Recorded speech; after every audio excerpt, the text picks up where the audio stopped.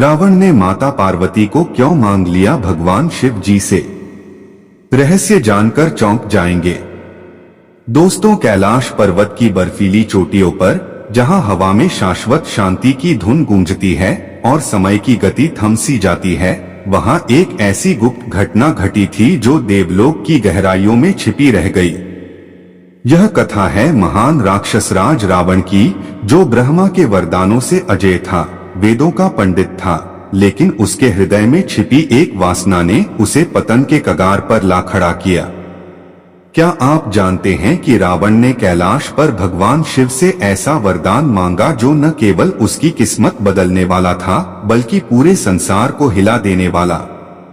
यह कहानी भक्ति की ऊंचाइयों और अहंकार की गहराइयों के बीच की लड़ाई है, जहां एक छोटी सी भूल पूरे साम्राज्य को राख में बदल सकती है। दोस्तों, क्या होगा जब एक राजा की नजर देवी पर पड़ जाए? क्या वह भक्ति से ऊपर उठ पाएगा या वासना में डूब जाएगा? आइए इस पौराणिक रहस्य को खोलते हैं, जहां हर मोड़ पर एक सबक छिपा है जो आपका जीवन बदल सकता है। तो चलिए दोस्तों, समय को ना गवाते हुए कहानी को शुरू करते हैं। उससे पहले यदि आप इस चैनल शर्मा स्टोरी नंबर 1 पर नए हैं तो चैनल को सब्सक्राइब कर वीडियो को लाइक एवं शेयर जरूर करें। और अगर यह कथा आपको छू जाए तो कमेंट में जय मां पार्वती लिखकर अपनी भावनाएं साझा करें। इससे हमें पता चलेगा कि आप हमारी कहानियों से जुड़े हैं। तो चलिए बिना देर किए डूबते हैं इस रोमांचक पौराणिक यात्रा में। जब लंका की स्वर्णिम नगरी में रावण का शासन अपने पूरे वैभव पर था, तब वह दशानन, दशमुख, लंकेश्वर जैसे कितने ही नामों से जाना जाता था। लेकिन क्या तुम उसकी असली कहानी जानते हो? क्या तुम उस गहरे दर्द को समझते हो जो उसके हृदय में हमेशा छुपा रहता था? रावण केवल एक क्रूर राक्षस राजा नहीं था, वह महान पुलस्त्य ऋषि का पौत्र था, विश्रवा ऋषि का पुत्र। उसकी रगों में ब्राह्मण का पवित्र रक्त बहता था। चारों वेदों का वह महान पंडित था, संगीत का अद्भुत कलाकार, तंत्र मंत्र का गहन ज्ञाता। जब वह अपनी वीणा बजाता तो स्वर्ग के देवता भी ठहर कर सुनते और तीनों लोकों में उसकी विद्वता की चर्चा होती। फिर भी उसके हृदय में एक अजीब खालीपन था, एक ऐसी प्यास जो किसी भी सांसारिक उपलब्धि से नहीं बुझती। उसने तीनों लोकों को जीत लिया था, देवताओं को परास्त कर दिया था, लेकिन अभी भी कुछ अधूरा सा लगता था। कुछ अनछुआ, कुछ अनजाना, जो उसे रात दिन बेचैन रखता। एक दिन जब रावण अपने दिव्य पुष्पक विमान से आकाश में विचरण कर रहा था, तभी उसकी नजर कैलाश पर्वत पर पड़ी। वहां उसने वह दृश्य देखा जो उसके जीवन को हमेशा के लिए बदल देगा। माता पार्वती, आदि शक्ति का अवतार, प्रकृति की साकार मूर्ति, भगवान शिव के साथ विराजमान थी। ऐसा लग रहा था मानो चंद्रमा और सूर्य एक साथ चमक रहे हों। उनकी मुस्कान में वसंत की मधुरता थी, आंखों में गहरे समुद्र जैसी गहराई और चेहरे पर दिव्य आभा जो किसी को भी मोहित कर दे। रावण का हृदय जैसे थम सा गया। वह जिसने कभी किसी के आगे सिर नहीं झुकाया, जिसकी वीरता की गाथाएं तीनों लोकों में गूंजती थीं, इस पल में एक साधारण मनुष्य बन गया। क्या यह प्रेम था, मोह था, वासना थी या महज आकर्षण? कुछ तो हुआ था जो उसके भीतर तूफान ला दिया। क्या यही है वह चीज जिसकी तलाश मैं बरसों से कर रहा हूं? रावण के मन में विचारों का बवंडर उठ रहा था। लेकिन रावण कौन था? वह दशानन, 10 सिरों वाला, जहां हर सिर में अलग विचार, अलग इच्छा, अलग वासना छिपी थी। उसका अहंकार चीख रहा था, जो चाहता हूं वह पा लेता हूं, जिसे चाहता हूं वह मेरी हो जाती है। उसने सोचा, मैंने इंद्र को हराया है, यमराज को परास्त किया है, सूर्य और चंद्रमा भी मेरे सामने झुकते हैं, तो यह स्त्री, यह पार्वती, यह भी मेरी हो सकती है। कितना घातक था यह विचार। अहंकार की यह मदिरा कितनी नशीली होती है, यह व्यक्ति को अंधा बना देती है, सही गलत की पहचान छीन लेती है। रावण को पता था कि पार्वती भगवान शिव की अर्धांगिनी हैं, लेकिन उसका अहंकार इतना प्रबल था कि वह सोचने लगा, शिव भला मुझसे क्या बड़े हैं? मैं भी तो उनका भक्त हूँ, मैं भी महान हूँ। रावण ने निश्चय कर लिया, वह कैलाश जाएगा, भगवान शिव की तपस्या करेगा और वह वरदान मांगेगा जो उसकी इस इच्छा को पूरा कर दे। जब रावण कैलाश पहुंचा तो उसे बड़ा आश्चर्य हुआ।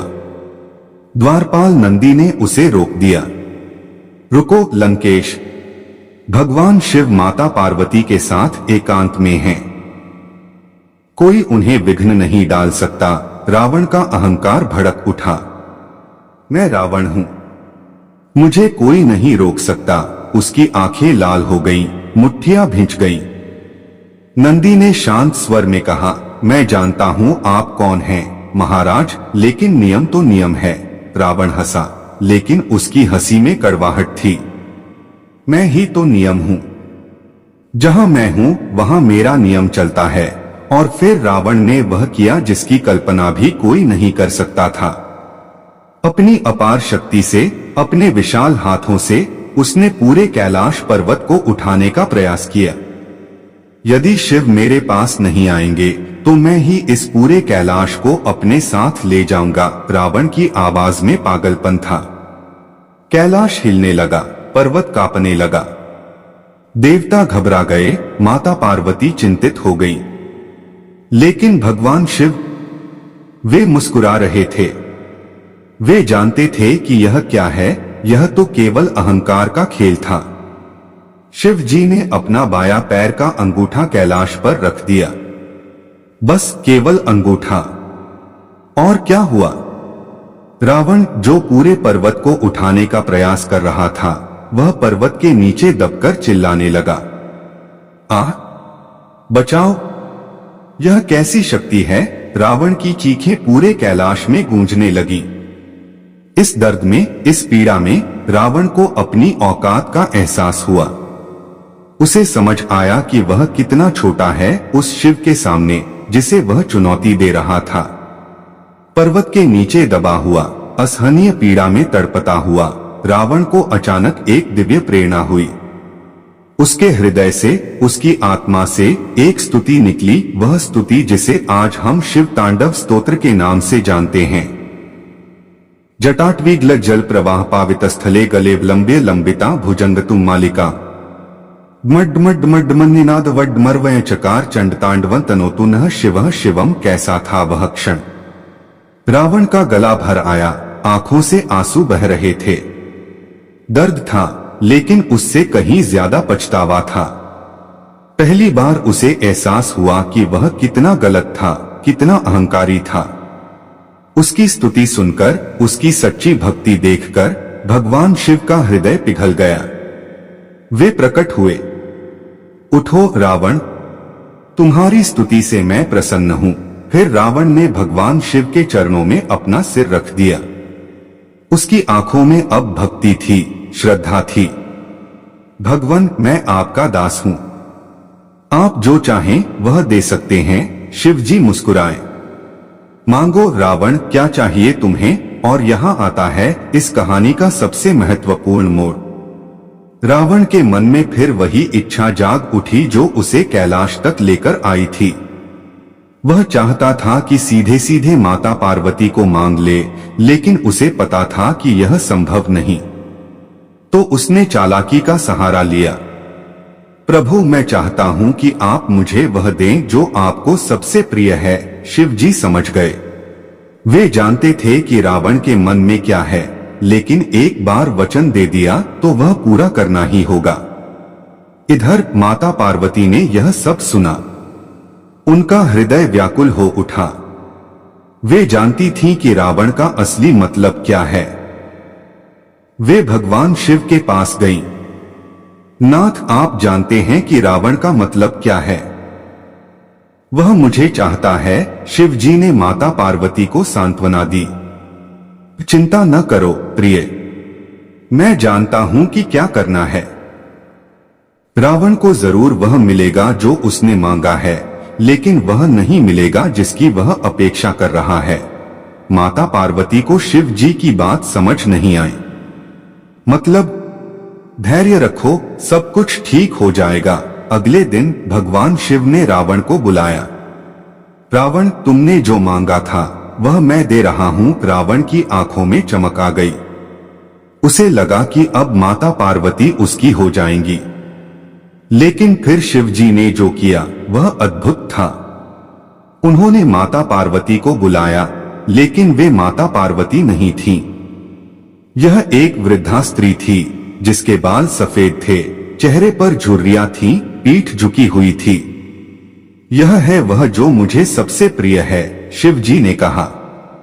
इनका नाम है कोकिला। रावण की आंखें फटी की फटी रह गईं। यह क्या? यह तो वह नहीं था जिसकी मैंने कामना की थी। क्या हुआ रावण? तुमने कहा था कि तुम्हें वह चाहिए जो मुझे सबसे प्रिय है। मैंने दे दिया। रावण को समझ आ गया कि वह छला गया है, लेकिन शिव जी का वचन था, उसे स्वीकार करना ही होगा। अब वह वृद्धा स्त्री रावण के साथ लंका चली गई। लेकिन रावण का मन बिल्कुल उदास था। यह तो वह नहीं था जिसकी उसने कामना की थी। वृद्धा ने रावण से कहा, पुत्र, मैं जानती हूं कि तुम्हारा मन उदास है। तुम्हें लगता है कि तुम छले गए हो। हाँ माता, रावण ने दुखी स्वर में कहा। लेकिन क्या तुम जानते हो कि तुम्हें असल में क्या मिला है? वृद्धा मुस्कुराई। रावण ने आश्चर्य से देखा। मैं साक्षात माता पार्वती हूँ। पुत्र, रावण को विश्वास नहीं हुआ। यह कैसे संभव है? वृद्धा ने अपना असली रूप दिखाया। एक क्षण के लिए वे माता पार्वती बन गईं, वही अनुपम सौंदर्य, वही दिव्य तेज, और फिर तुरंत वापस वृद्धा बन गईं। देखा पुत्र, मैं वही हूं जिसकी तुमने कामना की थी। लेकिन भगवान शिव ने मुझे वृद्धा का रूप दिया है ताकि तुम्हारी वासना शांत हो जाए। रावण के हृदय में मिले जुले भाव थे। एक तरफ खुशी थी कि उसे माता पार्वती मिली हैं, दूसरी तरफ निराशा थी कि वे इस रूप में हैं। लेकिन माता, मैं तो आपके उसी रूप को चाहता था। और यही तो तुम्हारी गलती थी पुत्र, माता पार्वती ने कहा। तुमने मुझे एक स्त्री की नजर से देखा, माता की नजर से नहीं। माता पार्वती ने रावण को समझाना शुरू किया। पुत्र रावण, तुम महान विद्वान हो, लेकिन तुम्हारे ज्ञान में एक बड़ी कमी है। तुम हर स्त्री को भोग की वस्तु समझते हो। तुम्हें नहीं पता कि स्त्री केवल पत्नी या प्रेमिका नहीं होती, वह माता भी होती है, बहन भी होती है, बेटी भी होती है। रावण चुप था, वह ध्यान से सुन रहा था। मैं तुम्हारी माता हूं रावण। हर स्त्री किसी न किसी के लिए माता है। जब तुम किसी स्त्री को गलत नजर से देखते हो तो तुम किसी की माता का अपमान करते हो। लेकिन माता, प्रेम तो प्राकृतिक भावना है। रावण ने पूछा। प्रेम अलग बात है पुत्र, वासना अलग बात है, माता पार्वती ने स्पष्ट किया। प्रेम में सम्मान होता है, त्याग होता है, समर्पण होता है। वह दूसरे की खुशी में अपनी खुशी ढूंढता है। लेकिन वासना में केवल स्वार्थ होता है, लालच होता है, जो दूसरे को वस्तु की तरह देखती है। तुम्हारा वह आकर्षण प्रेम नहीं था, वह वासना थी जो तुम्हारे अहंकार से जन्मी थी। अब इस वृद्धा रूप में मुझे देखकर समझो कि सच्चा सौंदर्य बाहरी नहीं, आंतरिक होता है। और स्त्री का सम्मान उसकी हर भूमिका में छिपा होता है। रावण के मन में अब तूफान थम रहा था। वह सोच रहा था, कितनी बार उसने अपनी शक्ति का दुरुपयोग किया, कितनी बार अहंकार ने उसे गलत रास्ते पर धकेला।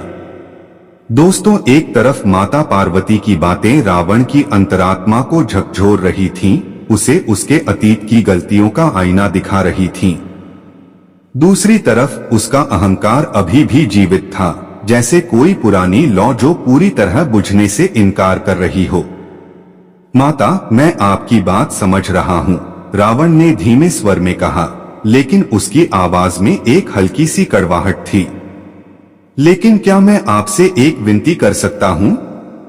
क्या आप अपना असली रूप दिखा सकती हैं? माता पार्वती मुस्कुराईं, उनकी मुस्कान में करुणा और समझदारी का मिश्रण था। क्यों पुत्र, क्या यह वृद्धा रूप तुम्हें अच्छा नहीं लगता? क्या तुम्हें लगता है कि सौंदर्य केवल युवा चेहरे में ही छिपा होता है? नहीं माता, ऐसी बात नहीं है, रावण ने झुककर कहा, लेकिन उसके मन में कुछ और ही चल रहा था। मैं चाहता हूं कि लंका की जनता भी देखे कि मुझे कितना महान वरदान मिला है। वे देखें कि दशानन को कैसी दिव्य प्राप्ति हुई है। आहा! माता पार्वती की आंखों में एक चमक आई, जैसे उन्होंने रावण के मन की गहराई को पढ़ लिया हो। अभी भी अहंकार बाकी है पुत्र, तुम अभी भी दिखावा चाहते हो, अपनी शक्ति और वैभव का प्रदर्शन करना चाहते हो। क्या तुमने कुछ नहीं सीखा? रावण को अपनी गलती का एहसास हुआ। उसका चेहरा शर्म से लाल हो गया। वह चुप हो गया, लेकिन उसके मन में द्वंद्व चल रहा था। एक तरफ बदलाव की चाह, दूसरी तरफ पुरानी आदतें। अच्छी बात है पुत्र, माता पार्वती ने कहा, उनकी आवाज में ममता थी। मैं अपना असली रूप दिखा सकती हूँ, लेकिन इसकी एक शर्त है। कैसी शर्त माता? रावण ने उत्सुकता से पूछा, लेकिन उसके हृदय में एक आशंका भी थी। तुम्हें मेरी सेवा करनी होगी, माता पार्वती ने गंभीर स्वर में कहा। न केवल एक रानी की तरह, बल्कि एक माता की तरह। तुम्हें मेरा सम्मान करना होगा, मेरी आज्ञा माननी होगी, मेरी हर बात को ध्यान से सुनना होगा और उस पर अमल करना होगा। रावण को यह शर्त भारी लगी। वह सम्राट था, तीनों लोकों का विजेता, जिसने कभी किसी की आज्ञा नहीं मानी थी। उसके मन में विचारों का तूफान उठा, क्या वह इतना झुक सकता है? लेकिन फिर उसने सोचा, यदि इससे वह माता पार्वती का दिव्य रूप देख सके तो क्यों नहीं? और हाँ, माता पार्वती ने आगे कहा, अगर तुम एक बार भी मेरे साथ पति जैसा व्यवहार करने की कोशिश करोगे तो मैं तुरंत कैलाश वापस चली जाऊंगी। रावण ने गहराई से सोचा। उसके मन में द्वंद्व था, एक तरफ उसकी इच्छा, दूसरी तरफ उसका अहंकार। लेकिन आखिरकार उसने सिर झुकाकर कहा, स्वीकार है माता, मैं आपकी शर्त मानता हूं। माता पार्वती ने अपना असली रूप दिखाया। एक क्षण में वह वृद्धा से आदि शक्ति के रूप में बदल गई। रावण का दम घुटने लगा। कैसा अनुपम सौंदर्य था, कैसी दिव्यता थी। उनकी आंखें गहरे समुद्र जैसी, मुस्कान वसंत की मधुरता से भरी और आभा इतनी तेज कि सूर्य भी फीका लगे। लेकिन इस बार कुछ अलग था। रावण की आंखों में वासना नहीं थी, बल्कि श्रद्धा थी, भक्ति थी। वह समझ गया था कि यह केवल बाहरी सौंदर्य नहीं, बल्कि दिव्यता है, शक्ति है, करुणा है। माता, रावण ने हाथ जोड़कर कहा, मैं आपकी सेवा करूंगा, लेकिन कृपया मुझे बताएं कि मैं अपने जीवन में क्या गलतियां कर रहा हूं। मुझे मार्गदर्शन दें। बहुत सी गलतियां हैं पुत्र, माता पार्वती ने कहा, उनकी आवाज में दया थी। सबसे बड़ी गलती यह है कि तुम अहंकार में डूबे हुए हो। तुम समझते हो कि तुम सबसे महान हो, सबसे शक्तिशाली हो। लेकिन माता, मैं तो वास्तव में महान हूं, रावण ने तर्क किया।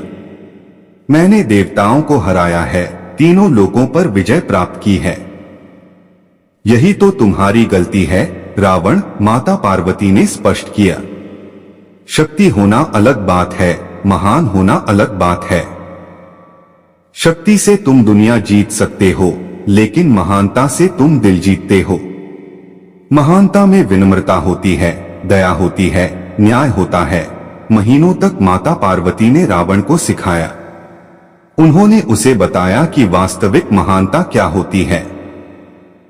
पुत्र देखो, तुम्हारे पास शक्ति है, विद्या है, धन है, लेकिन तुम्हारे पास दया नहीं है, क्षमा नहीं है, विनम्रता नहीं है। तुम्हें लगता है कि ये कमजोरियां हैं, लेकिन ये ही सच्ची शक्ति हैं। लेकिन माता, एक राजा को कड़ा होना पड़ता है, रावण ने बहस की। कड़ा होना अलग बात है रावण, माता पार्वती ने कहा। क्रूर होना अलग बात है। एक राजा न्यायप्रिय होता है, निष्पक्ष होता है।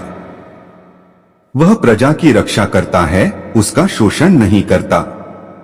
वह कमजोरों की मदद करता है, न कि उन्हें कुचलता है। रावण को अपनी करतूतों का एहसास होने लगा।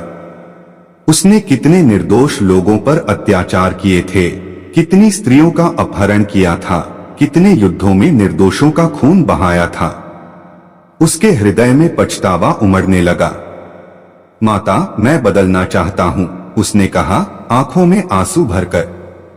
मुझे बताए कि कैसे? सबसे पहले रावण, तुम्हें अपना अहंकार छोड़ना होगा, माता पार्वती ने कहा। अहंकार तुम्हारा सबसे बड़ा शत्रु है। लेकिन अहंकार इतनी आसानी से छूटता कहाँ है? यह धीरे धीरे निरंतर प्रयास से जाता है। जैसे जैसे दिन बीतते गए, रावण को लगने लगा कि वह बदल रहा है, लेकिन साथ ही कमजोर भी हो रहा है। एक दिन उसके दरबार में एक छोटे राजा ने उसकी बात काटी, कुछ असहमति जताई। पहले के समय में रावण उसका सिर काट देता या उसे दंड देता, लेकिन अब उसने सब्र किया, शांत होकर सुना और न्याय किया। लेकिन यह सब्र उसके अहंकार को सहन नहीं हुआ। रात को वह माता पार्वती के पास गया। माता, मैं बदल रहा हूं, उसने कहा, लेकिन लोग मुझे कमजोर समझने लगे हैं। मेरी प्रजा, मेरे मंत्री सब सोचते हैं कि लंकेश अब पहले जैसा नहीं रहा। तो क्या हुआ पुत्र? माता पार्वती ने पूछा। मैं रावण हूं, मैं कमजोर नहीं हो सकता। माता पार्वती को समझ आ गया कि रावण का अहंकार अभी भी जीवित है, गहराई में छिपा हुआ। उन्होंने रावण की परीक्षा लेने का निश्चय किया। एक दिन उन्होंने रावण से कहा, पुत्र, मुझे एक काम के लिए स्वर्ग जाना है। मैं कुछ दिनों के लिए जा रही हूं। रावण परेशान हो गया, उसका चेहरा पीला पड़ गया। लेकिन माता, आप कैसे जा सकती हैं? आप तो मेरी हैं, मेरा वरदान है। मैं तुम्हारी नहीं हूं रावण, माता पार्वती ने दृढ़ स्वर में कहा। मैं किसी की नहीं हूं, मैं स्वतंत्र हूं, आदि शक्ति हूं। तुम मुझे अपनी संपत्ति समझते हो? रावण को गुस्सा आया, उसकी मुट्ठियां भिंच गई। नहीं, आप मेरा वरदान हैं, आप नहीं जा सकती। माता पार्वती मुस्कुराई, लेकिन उनकी मुस्कान में दुख था। देखा रावण, अभी भी तुम मुझे अपनी संपत्ति समझते हो। तुम्हारा अहंकार तुम्हें बदलने नहीं दे रहा। रावण को अपनी गलती का एहसास हुआ, लेकिन तब तक देर हो चुकी थी। माता पार्वती ने कहा, रावण, यह तुम्हारी अंतिम चेतावनी है।